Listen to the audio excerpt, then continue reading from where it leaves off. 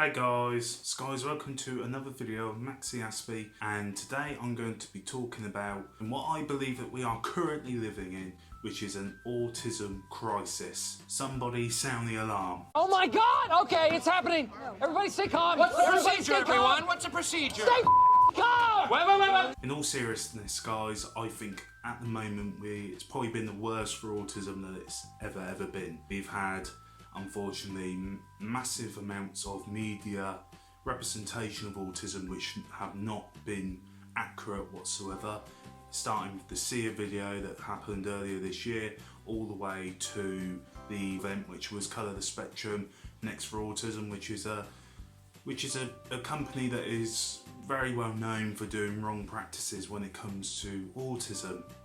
However, I think with the three main subjects I'm going to cover today is going to be the fallout of what has happened with COVID and autism, employment and autism, and also schools and autism as well, and how those three major key areas, along with the representation of autism, have all been at their lowest at the moment. I was reading a story the other day of where at the moment in employment, which is a campaign I worked very hard on with the National Autistic Society, at the moment there is only 22% of autistic people in any kind of work. When we done the campaign a few years ago, there was 16% of autistic people in full-time work, and there was some other statistics around who was in part-time work versus who was in volunteering work.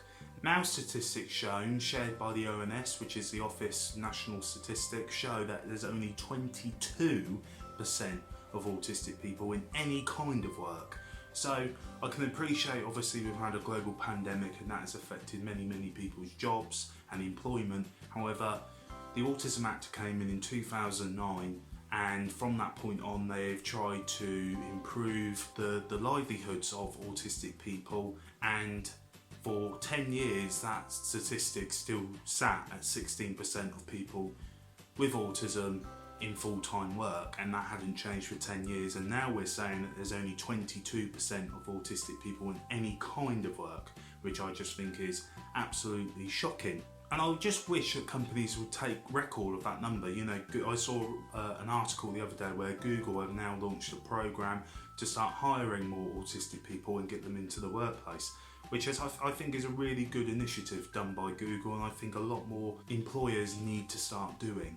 But then I read an article the other day of where children are also getting let down by the system up in schools, as there was a child in Bedfordshire who had to wait over a year to finally get a diagnosis, and during that time he missed out on a whole year of school because of that. So now we're seeing autistic people not get any full-time work or any work whatsoever. We're now seeing pupils who are waiting to get diagnosed with a condition who are then not allowed to go to school, who have stopped going to school because they're waiting for an EHCP to come out, which is an educational health and care plan, to get a diagnosis so they can get the help and the support that they need from the school. Which is, I just think, absolutely shocking that a child has missed 1 year of school because of the lack of assistance from the government to step in and help that person. Then I read another article that a filthy autism care home was placed in special measures, which basically meant that there was a report done by the Care Quality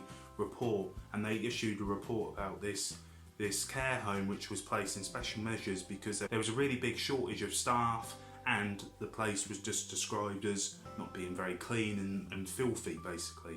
So then we've also got really vulnerable people, again autistic people in a care home, not getting the support and the help that they deserve.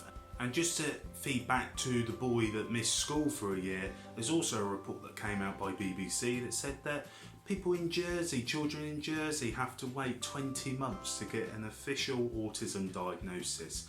So it then begs the question of what are those people doing in that time that they need to get the help and the support that they deserve? Are they waiting for an educational health and care plan to get the help and the support they need? Are they missing school? Are they not getting the help or support that they need? And this is what gets me frustrated, because people on the outside may think that autism just is not a problem and it's not a big deal, and it is. There's evident in this video, there's an employment issue. There's people not getting diagnoses, there's people missing school, and just to top it all off, I then read a story the other day of a 12-year-old that was forced to do a COVID test despite the fact that he was exempt from doing the COVID test, and the airline made him do the COVID test anyway, which is very distressing and very hard for an autistic boy to do, let alone an autistic adult. I have found the test to be very uncomfortable, let alone being forced to do it by an airline, which clearly states if you're exempt, you're exempt. But they carried out the test anyway. So we're seeing COVID rules not being used correctly for vulnerable autistic people. We're seeing an employment massive issue that was an issue anyway, but has just now tipped the iceberg of 22% of autistic people in any kind of work. We're seeing people having to wait 20 months for an autism diagnosis, and we're seeing children miss school, miss their education because they're being let down by the government. The government have now released a policy agenda that they're going to fulfil for the years of 21 to 2026. I advise everyone to read it. I hope the things that I've shared in this video just show you how big autism is and how big of an issue autism is, and why I believe that we are currently in the midst of an autism crisis which needs to be worked on, fixed very, very quickly. Because ever since the Autism Act came in, yes, understanding, awareness, maybe more awareness has gone up, but the understanding, I would say, haven't.